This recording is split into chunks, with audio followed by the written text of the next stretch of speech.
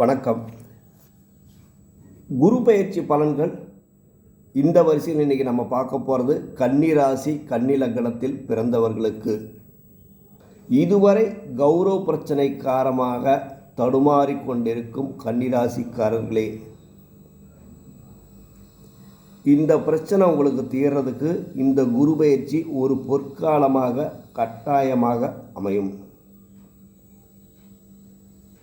இந்த குரு பெயர்ச்சியில் குரு பகவானுடைய பார்வை உங்களுடைய ராசி லக்னங்களுக்கு 3ஆம் இடத்தில் பதிவு செய்வதால் 5ஆம் பார்வையாக உங்கள் ராசிக்கு 3ஆம் இடத்தை பார்க்க போகுது. 3ஆம் இடம் என்பது முயற்சி ஸ்தானம். உங்களுடைய முயற்சிகளில் வெற்றி கிடைக்கும். இந்த 4ஆம் இடத்து அதிபதி 11ஆம் இடத்தில் உச்சம் பெறுவதால் இதுவரை வீடு அமையாதவர்களுக்கு வீடு அமையவும், குழந்தை பாக்கியம் இல்லாதவர்களுக்கு குழந்தை பாக்கியம் கிடைக்கவும், கல்வியில் தடை ஏற்பட்டிருந்தால் கல்வியில் தடை விலகவும், தாயாருடைய ஆரோக்கியத்தில் முன்னேற்றம் ஏற்படவும், இதுவரை வாகனம் அமையாதவர்களுக்கு வாகனம் அமையக்கூடிய யோகமான காலமாக இந்த குரு பெயர்ச்சி நிச்சயமாகவே உங்களுக்கு அமையும்.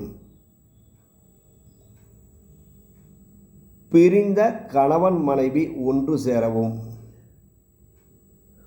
ஒற்றுமை ஏற்படவும், நீண்ட நாள் குழந்தை பாக்கியம் இல்லாதவர்களுக்கு குழந்தை பாக்கியம் உண்டாக்கவும், இப்படி பல்வேறு யோகத்தை கொடுக்கக்கூடிய குரு பகவான்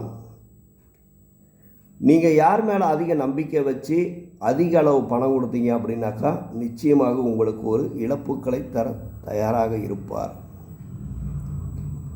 அது நண்பர்கள் வகையில் கட்டாயமாக ஏமாறக்கூடிய சூழ்நிலைகள் கண்டிப்பாக உண்டு. அடுத்தது தேக ஆரோக்கியத்தை பொறுத்த வரைக்கும் எச்சரிக்கையாக இருக்க வேண்டிய காலம்.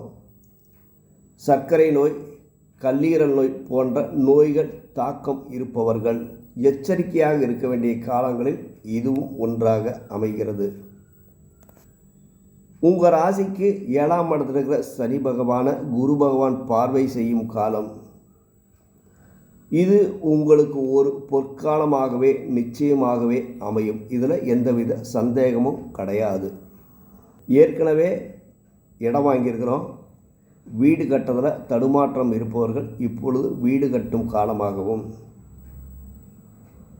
2வது குழந்தைக்கு முயற்சி செய்பவர்களுக்கு 2வது குழந்தை கட்டாயமாக பிறக்கும் காலமாகவும் இந்த குரு பெயர்ச்சி நிச்சயமாகவே அமையும். அடுத்தது உத்திரம் நட்சத்திரத்தில் பிறந்தவர்கள். குருவாயூரப்பனை இந்த ஆண்டிற்குள் ஒரு முறையேனும் நீங்கள் வணங்கி வந்தாலும், அல்லது குருவாயூரப்பன் கோயில் உங்கள் வீட்டு பார்த்தாலும் எங்கேயாவது இருந்தாலும், அஸ்த நட்சத்திரத்தில் பிறந்தவர்கள் உங்களுடைய தாய் வழி குலதெய்வத்தை வணங்கி வந்தாலும்,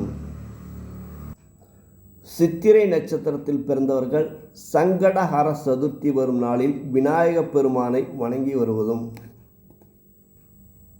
அல்லது ஆடைகள் தானம் தருவதும், இப்படி பல்வேறு வழிபாடுகள் தான தர்மங்கள், இதன் மூலம் உங்களுடைய யோகத்தை நீங்கள் அதிக பயன்படுத்தி கொண்டு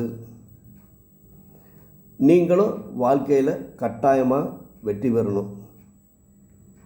நம்புங்கள், நல்லதே நடக்கும். வீடியோ பிடிச்சிருந்தா லைக் பண்ணுங்கள், சப்ஸ்கிரைப் பண்ணுங்கள், ஷேர் பண்ணுங்கள். நன்றி, வணக்கம்.